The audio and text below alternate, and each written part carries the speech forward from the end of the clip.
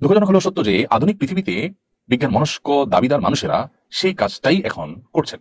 অর্থাৎ বছরের প্রথম প্রহরকে তারা আনন্দ ফুর্তি করে, হাসি তামাশা করে, চিৎকার চেঁচামেচি করে, বিনোদনের মাধ্যমে তারা এটাকে কাটাবার চেষ্টা করেন। কেন? তারা আশা করেন যে এর মাধ্যমে তারা সারা বছর হয়তো ভালো থাকতে পারবেন।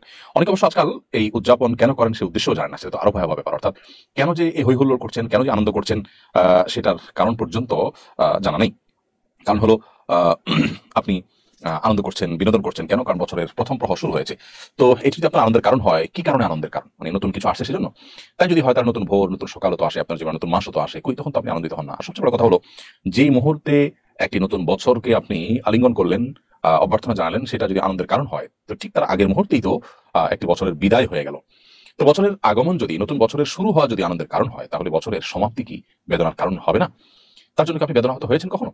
তো এই বিষয়টি আমাদের খুব ভালো করে রপ্ত করতে হবে, বুঝতে হবে যে এটি একটি অযৌক্তিক, হাস্যকর একটি কাজ। যারা নিজেদেরকে বিজ্ঞান মনস্ক দাবি করছেন, এই যুগে এসে তারা এই 31st নাইট উদযাপন করছেন, হৈ হুল্লোড় করছেন, বছরের প্রথম প্রহরকে ভালোভাবে উদযাপন করে সারা বছর থাকার চেষ্টা করছেন, অথবা উদ্দেশ্যহীনভাবে এই ফুর্তি করছেন, সেই মানুষগুলো তাদের বিবেককে জিজ্ঞাসা করা উচিত তারা কেন এই কাজটি করছেন, এর পেছনে কি যৌক্তিকতা আছে, এর পেছনে কি তাদের সার্থকতা আছে।